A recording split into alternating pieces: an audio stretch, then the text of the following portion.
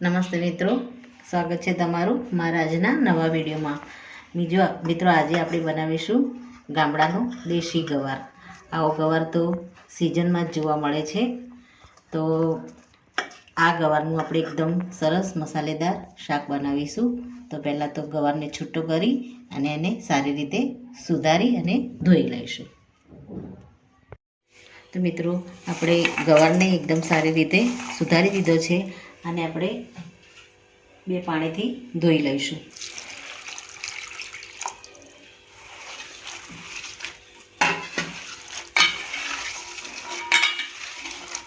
અને આપણે સારી રીતે ધોઈ લઈશું જેથી કરીને એની સાથે ડાળખા જે હતા એમાં ડસ્ટ થોડી હોય એ ડસ્ટ આપણી બધી નીકળી જાય. આમાં 2 પાણીથી આપણે ધોઈ અને પછી વઘારીશું. મિત્રો આપણે ગવારને એકદમ સારી રીતે 2 પાણીથી ધોઈ દીધો છે.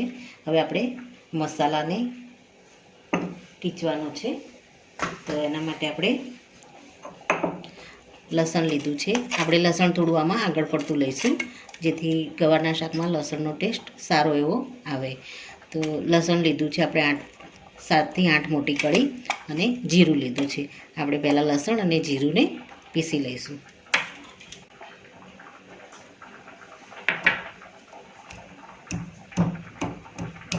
મિત્રો હવે આપણે ગવારને વઘારી દઈશું. તો સૌપ્રથમ આપણે તેલ એડ કરી દઈશું.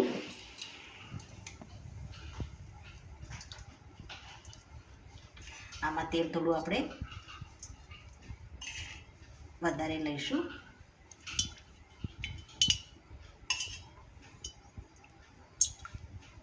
હવે આમાં મીઠું એડ. મિત્રો આપણું તેલ થોડું થાય એટલે આપણે થોડી રાઈ અને જીરું આમાં એડ કરી દઈશું. આપણું રાઈ અને જીરું થોડું થાય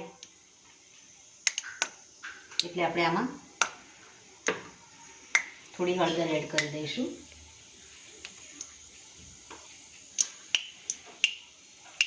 અને ટેસ્ટ પ્રમાણે આપણે એમાં મીઠું એડ કરી દઈશું.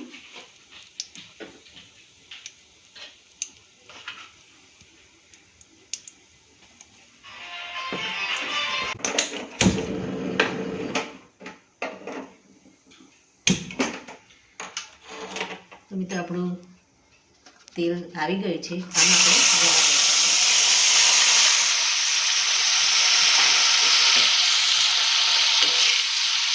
અને તેલ અને મીઠા સાથે તો મિત્રો આપણે તેલમાં હળદર અને ગવારમાં સારી રીતે મીઠું લાગે એટલું આપણે જરૂર પૂરતું મીઠું આમાં એડ કરી દીધું છે. હવે આપણે આને ધીમા તાપે ઢાંકી અને હળદર અને મીઠા સાથે થોડી વાર માટે આને થવા દઈશું. ત્યારબાદ આમાં આપણે મસાલા એડ કરીશું. ગેસને આપણે મીડિયમ રાખીશું, ધીમો. તો મિત્રો આપણે 5 મિનિટ માટે આપણે ગવારને થવા માટે મૂક્યો છે ગેસ ઉપર. અને ગવાર આપણું થોડું સોફ્ટ થઈ ગયું છે. આપણે મસાલા એટલા માટે નથી કર્યા કે નીચે દાજી જાય. આમાં આપણે પાણી એડ કર્યું નથી એટલે મસાલા નીચે ચોંટી જાય. એટલે આપણે ખાલી હળદર અને મીઠા સાથે જ આને આપણે કૂક થવા દીધો છે. તો આપણો ગવાર થોડો સોફ્ટ થઈ ગયો છે. હવે આમાં આપણે મસાલા એડ કરીશું. તો આપણે લસણ અને જીરુંને આપણે વાટીને રાખ્યું છે એને આપણે આમાં એડ કરી દઈશું.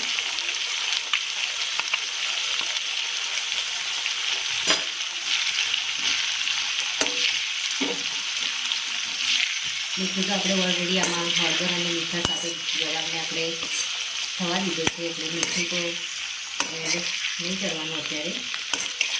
જો ઓછું લાગે તો એડ કરીશું. હવે આમાં આપણે કાશ્મીરી લાલ મરચું એડ કરી દઈશું, 1 ચમચી જેટલું કલર માટે. અને તીખું મરચું પણ આપણે 1 ચમચી એડ કરી દઈશું. જો તમે તીખું ઓછું ખાતા હોય તો ખાલી મોળા મરચાંનો ઉપયોગ આમાં કરી શકો છો.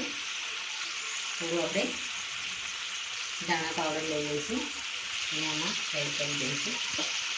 હવે આને બરાબર ચલાવી દઈશું.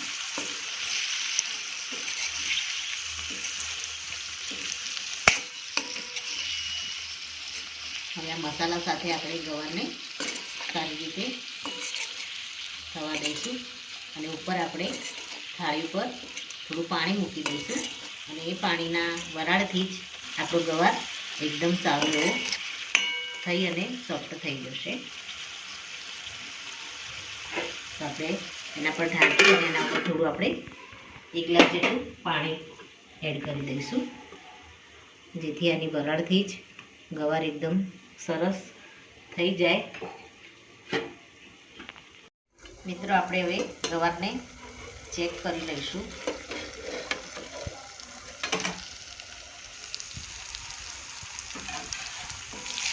તો આપણો ગવાર નીચેથી સહેજ પણ દાઝ્યો નથી અને સારી રીતે એકદમ ક્વોન્ટિટી એની ઓછી થઈ ગઈ છે, એટલે આપણો ગવાર એકદમ સોફ્ટ થઈ ગયો છે. અને આપણે ચેક કરી લઈશું.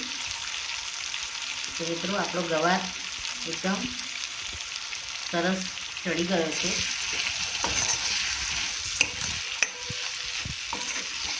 આપણે ગેસને બંધ કરી દઈશું અને ઉપરથી આપણે થોડું ધાણા પાવડર એડ કરી અને મિક્સ કરી દઈશું. અને હવે આને આપણે સર્વિંગ બાઉલમાં લઈને સર્વ કરી લઈશું. તો મિત્રો એકદમ ઓછા જ ઇન્ગ્રેડિયન્ટ સાથે આપણે દેશી ગવારનું એકદમ મસાલેદાર આપણે શાક રેડી કર્યું છે. હવે આને આપણે સર્વ કરી લઈશું. તો મિત્રો રેડી છે આપણું ગામડાના દેશી ગવારનું મસાલેદાર શાક. તો મિત્રો મારો આ વિડીયો અહીંયા પૂરો થાય છે. જો મારો આ વિડીયો તમને ગમ્યો હોય તો લાઈક કરજો, શેર કરજો અને તમારી ચેનલ દેશી સ્પૂનને સબસ્ક્રાઈબ જરૂરથી કરજો અને કમેન્ટમાં જરૂરથી લખજો કે મારું આ દેશી ગવારના શાકની રેસીપી તમને કેવી લાગી. ફરી મળીશું એક નવા જ વિડીયો સાથે.